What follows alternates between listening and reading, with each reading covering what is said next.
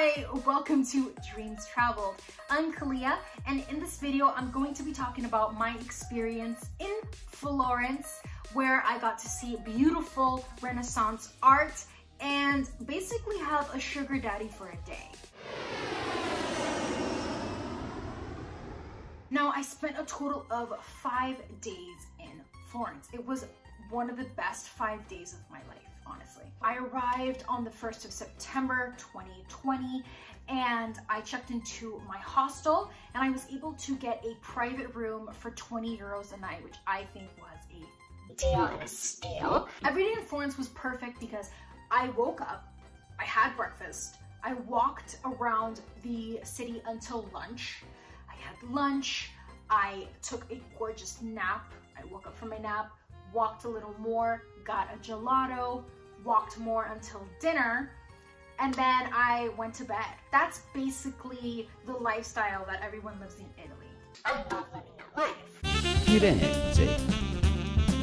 The second day, I sat in front of the Duomo, which is a cathedral in English, and I sat at a cafe. I was just enjoying myself. It was such a peaceful moment. I was so present and it was just so beautiful to see the Duomo from that perspective. After this, I went and bought this shirt and this necklace. Thank you. I got these in Firenze. Later that day, I walked along a bridge that was built in 1252.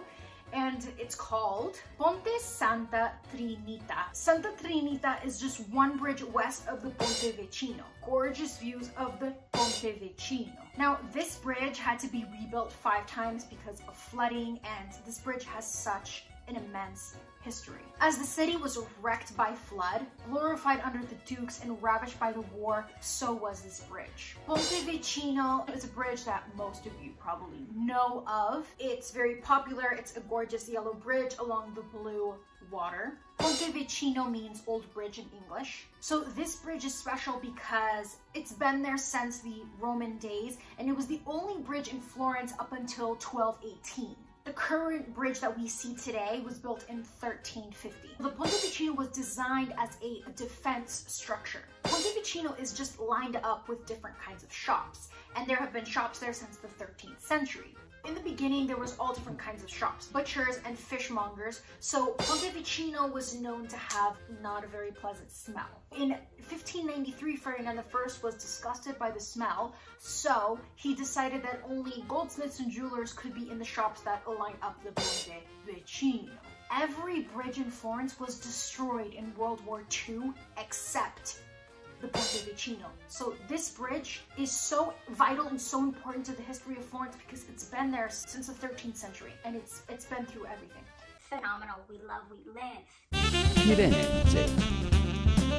So my third day was actually my celebration of my year in Europe.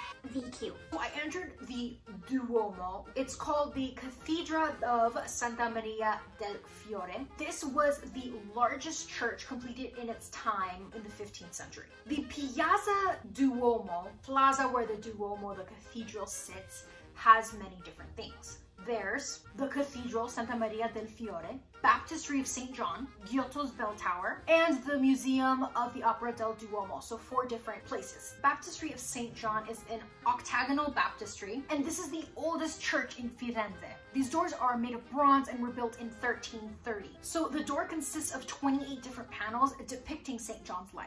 The bell tower is covered in red, white, and green marble from the colors of the Italian flag. The Museum of the Opera del Duomo, I did not enter, but I'll tell you a little bit about it. In this museum is preserved the original masterpieces of art over the course of 7 centuries. So after I entered the cathedral, I walked over to another piazza and it was incredibly beautiful. It was literally out of a movie. I was eating chocolate gelato. There was a carousel there, people riding their bikes, and all of a sudden a band came and they started playing. Oh my god, I can't even, like, I missed that. It was so beautiful. Here's a video for you to watch of that.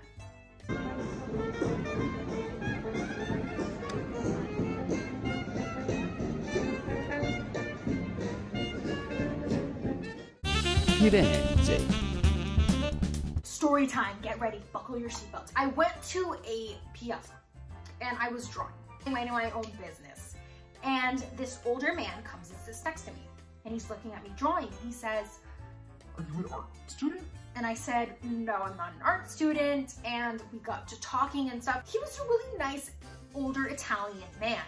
Later I find out that he's 94. He tells me, "I've lived in Florence all my life. I can show you around. Let's walk around together." So he shows me this really old, interesting clock. This clock basically tells time just based on the sun's movement, which is really cool. He also took me to Dante's house, Dante's Inferno, as you all know, as you all should know. And he also showed me the oldest church in Florence. So after this, he took me to where I could get the best food in Florence. And we sat and we had a little lunch together. It was basically a date. I basically hung out and went on a date with a 94-year-old man. So get on my level. And we ate this like lasagna. It was so delicious. I basically paid, and I was confused because I thought he was being my sugar daddy, but I paid, so whatever. Everyone knows about the Piazza Michelangelo where you get a view of Florence. He said, "I know an even better view, so let me take you."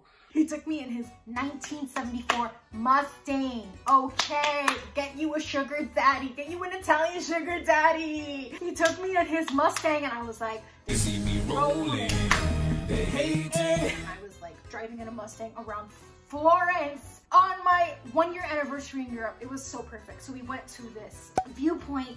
We looked at the view. It was so gorgeous, so beautiful. He dropped me off at the Duomo and I got to climb up the Duomo, have a 30-minute tour and see the sunset from the top of the Duomo, getting that bell tower in the sun. Yes. Firenze. So the fourth day was so gorgeous and so romantic. Like, we love showing self-love to ourselves. I went to the Accademia Gallery, which is where David resides. When I entered, something that really caught my eye was a sculpture called The Rape of Sabines. This cast depicts 3 figures. There's one man carrying a naked woman and another man underneath him that is crouching. The whole group was carved from a single block of marble and is 13 feet tall. This sculpture is basically a retelling of a Roman mythology where Roman men were told that they couldn't marry Roman women, so they basically abducted these women from Sabines. Now, rape isn't actually the word. There was no violence in the story. They just abducted them, they kidnapped them, which is still bad. The man at the bottom that is crouching is actually married to the woman who is being abducted, right? And the man in the middle is the thief. He's stealing this girl for himself. The artists use exaggerative gestures and the ability to convey a sense of intense energy in this piece. Leading up to the David, we get to see many different Michelangelo sculptures. So we'll get to David, hold on, because this is important. So we see the bearded slave. His face is covered in a thick curly beard. His thighs are bound by straps of cloth. His torso is finely modeled, just showcasing Michelangelo's depth and knowledge of anatomy. The Atlas slave seems to be carrying a lot of weight on his head. It's almost as if he's carrying the entire world on his shoulders. The force of weight pushing down and the slave pushing up creates tension. There's an eternal battle of forces threatening to explode in both directions. People think that these slave sculptures are unfinished, but I think Michelangelo purposely didn't finish them. So the prisoners and slaves represent the creative concept of freeing yourself. These incompleted structures to represent this internal struggle of human beings to free themselves from their material trappings. Wow. Michelangelo, like, can you come back from the dead and marry me, please, because you're mine? Like, you can see his works. And I love how they lead up to David. Firenze. So now let's talk about David, because he's my favorite. David is 14 feet tall. It was created between 1501 and 1504. Michelangelo was only 26 years old when he started building the David.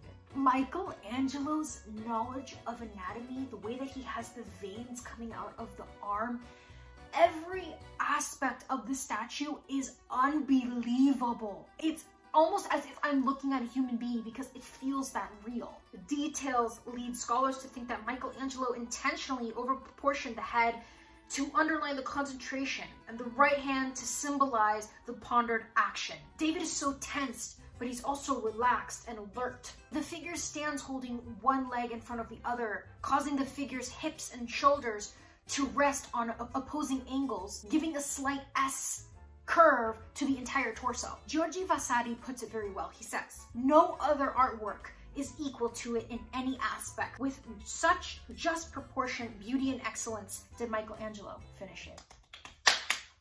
Firenze. So after the museum, I went to the Piazza Michelangelo, which is a very famous spot for people to see the gorgeous views of Florence. I stayed there for a long time, taking photos every 10 minutes as the sun went down, and it was a beautiful moment, just me and Florence. And after this, I got a gorgeous heart-shaped pizza, so cute. No one else had it, so I think the chef had a little crush on me.